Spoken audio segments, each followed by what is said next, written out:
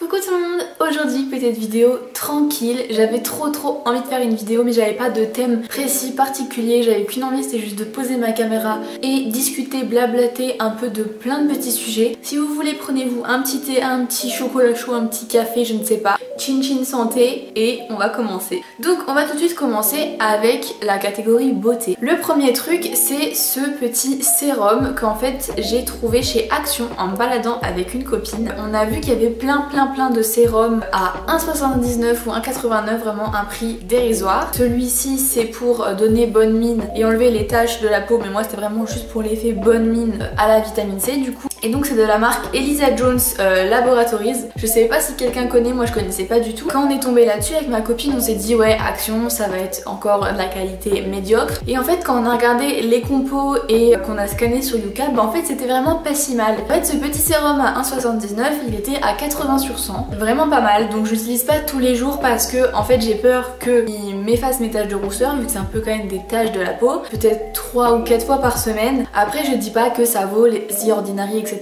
mais en tout cas pour le prix c'est vachement raisonnable, surtout que j'ai une peau sensible et ma peau ne réagit absolument pas à ce sérum, donc point positif. On va passer aux photos. Alors vous allez vous dire mais qu'est-ce qu'elle peut dire en catégorie photo, mais vous allez voir. Depuis ma tendre enfance, j'adore regarder les albums photos, j'adore faire les tirages photos. Je pense que vous avez bien remarqué dans mes anciennes vidéos, sur ma porte, là on la voit pas mais des fois sur ma porte on voit plein de photos et je les ai enlevées pour en faire un album photo. Et en fait j'ai découvert une application grâce à une copine qui s'appelle Freeprints. Chaque mois tu as 50 tirages gratuits et tu as juste à payer les frais de port, donc en gros je crois que c'est 4 ou 5 euros. Je me suis dit du coup que j'allais commencer des albums photos et que peut-être tous les 6 mois j'allais faire des tirages, et je voulais vous montrer du coup ces fameux petits Freeprints. Voilà, ça arrive sous forme de petits paquets. Alors c'est absolument pas sponsorisé, je viens de capter que ça serait peut-être perçu comme ça, mais vraiment pas du tout. Donc en fait c'était juste pour vous dire que pour 96 photos, donc j'en ai déjà 50 d'offerts, donc j'en ai payé en tout 46, plus les frais de port, donc j'en ai eu pour 12 euros, ce qui est vraiment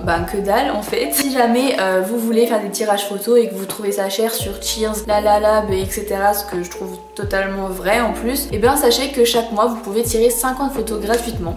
Et voilà. Ok, alors maintenant on va passer à la partie livres. Donc j'ai pris mes 3 coups de cœur de mes achats derniers de livres. Ok, alors je vais commencer par le plus ancien. Donc c'est Emmuré de Alex Bell. Des fois ça me faisait un peu flipper quand même. En plus je l'ai commencé un soir. Tous les livres que je présentais c'est des thrillers, des trucs un peu voilà, pas très gays. Moi c'est vraiment mon style de livre. Donc pour la petite histoire, c'est Sophie, une lycéenne qui décide d'installer une application Ouija sur son téléphone. Elle est en terrasse avec son meilleur ami et il décide du coup de jouer à ce Ouija. Il s'avère qu'il réveille un esprit entre guillemets. Sophie voit sa petite cousine qui est décédée en fait. Cette fameuse petite Rebecca, cousine décédée, a dit en fait tout simplement que son meilleur ami allait mourir ce soir. Une bonne ambiance dès le début du livre, et en fait il s'avère que c'est vrai, donc vraiment ça je te spoil rien du tout, c'est vraiment dans les toutes premières pages. Donc Sophie perd son meilleur ami, sa mère part en vacances, vraiment meilleur timing pour la mère, donc elle décide d'aller chez son oncle qui habite dans un manoir, donc le père de Rebecca, pour un peu décrocher etc. Donc elle va retrouver ses 3 autres cousins-cousines. Il y a Cameron, Piper la plus grande qui a le même âge que Sophie, et Lilia la toute petite cacahuète de 7-8 ans je crois. Et donc cette famille est assez atypique on va dire, parce que tout simplement le père de Lilia a perdu sa femme il y a pas longtemps, également sa fille. Ils habitent dans un grand manoir en Écosse qui est vraiment archi glauque. Cameron est totalement solitaire, Lilia a une phobie maladive des os, et Piper est la fille parfaite. En plus de ça, au tout début du livre, donc avant l'histoire du Ouija, littéralement à la première page, on apprend en fait que ce manoir dans lequel ils habitent était un ancien pensionnat pour les petites filles et qu'il a fermé parce que ces fameuses petites filles ont assassiné leur maîtresse. Voilà. En fait, l'excuse que ces petites trouvent, qu'en fait ce sont des poupées qui leur a dit quoi faire, qui les a influencées à les tuer etc. Et même les petites filles du pensionnat s'amusent à jouer aux morts, faire des cercueils en brindilles, enfin voilà, très bonne ambiance. Ils habitent dans ce manoir avec du coup ces fameuses poupées qui sont emmurées en fait dans le manoir parce qu'apparemment elles sont maudites et on les a emmurées pour pas qu'elles prennent possession d'autres personnes. Sauf que, parce que ce n'est pas fini, quand Sophie arrive dans le manoir, on lui interdit d'aller dans la chambre de Rebecca parce qu'il y a une collection entière de poupées et apparemment Rebecca jouait tout le temps avec ses poupées et apparemment cette petite Rebecca avait totalement pété les plombs, voilà, elle avait complètement déraillé, elle a foutu le feu à l'abri de jardin, elle a tué leur chat, vraiment pas cool pour une petite fille de 8 ans. Sophie va commencer à entendre et voir des choses, vraiment comprendre qu'en fait cette histoire de poupée c'est pas qu'une histoire, c'est quelque chose de réel et on va également comprendre que Piper finalement n'est pas un ange comme elle le prétend. Donc en tout cas c'est un livre que vraiment j'ai dévoré, en même pas 24 heures il était fini, il est vraiment écrit extrêmement bien. J'ai l'impression de parler trop plombes quand je parle des livres, mais les livres c'est vraiment un truc qui me passionne, je pourrais passer des heures à en parler vraiment. Ensuite on va passer à The Wicked Deep, la malédiction des Swan Sisters, également un gros coup de cœur. Je ne sais pas lire ça donc je te le montre, voilà. J'aimerais beaucoup retrouver un livre dans ce style, donc ça va parler de sorcières. On est donc sur l'île de Sparrow, une île assez indépendante avec ses petits commerces, etc. Et en fait il y a une espèce de légende sur cette île. Dans les années 1800 et quelques, 3 sœurs ont été noyées dans le port de Sparrow parce que les villageois pensaient que c'était des sorcières. Depuis, chaque année, au solstice d'été, à cette période-là, 3 sœurs possèdent une âme d'une fille. Chacune de ces 3 filles, donc qui n'est pas consciente de ses actes puisqu'elle est possédée par une des Swan Sisters, noie un homme. Donc un peu pour la vengeance, etc. Nous avons Penny. Et donc elle va avec sa meilleure amie Rose à la fête, où en fait c'est un peu une fête de jeunes. On a la superstition de lancer les filles à l'eau et voir laquelle va être possédée par une Swan Sister, etc.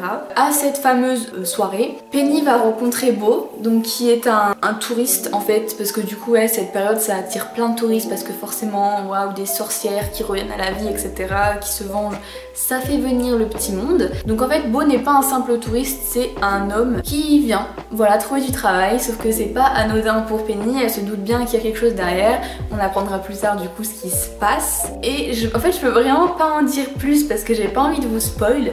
Mais en fait le truc c'est que Penny elle voit en fait les Swan Sisters, donc en fait elle sait quelle sorcière habite quel corps, en gros elle arrive un peu à voir, c'est un peu comme une médium, tu vois. Du coup tout le long du roman, c'est en fait pendant tout le long de la possession des Swan Sisters. Pour le coup je peux vraiment pas en dire plus parce que je vais vraiment tout vous spoil. Après on fait un peu des bonds dans le temps à l'époque où les Swan Sisters étaient en vie, on voit pourquoi ils pensaient que c'était des sorcières, etc. Donc je sais que je le vends pas très bien, mais là clairement si j'en dis plus je spoil tout en fait, parce que j'avais lu les 9/10 du livre et alors la fin vraiment c'est la clé qui te fait tout comprendre le livre. Un livre incroyable, j'aimerais vraiment beaucoup retrouver quelque chose dans ce style là. Il est pour vous ce livre, tenez. J'ai bien fait de prendre un petit thé moi parce que j'ai commencé à avoir la gorge déshydratée. Ok, maintenant on passe au dernier livre et au dernier que j'ai lu d'ailleurs. Nous suivons une policière donc qui s'appelle Cécile Rivière, qui est en duo avec une ordure policière, vraiment le mec est macho, raciste. Un soir, ils sont en train de faire leur ronde et ils se font appeler par une voisine dans un immeuble parce que cette voisine entend des cris au-dessus de chez elle et qu'elle a envie de dormir quoi. Ils montent du coup à ce fameux étage pour voir qu'est-ce qui se passe. Ils n'entendent rien et au moment de partir, Cécile entend hurler. Son duo en fait n'entend rien du tout et il commence à la prendre pour une folle, à rigoler et il part. Le lendemain matin, elle retourne sur la scène pour voir si tout va bien, etc.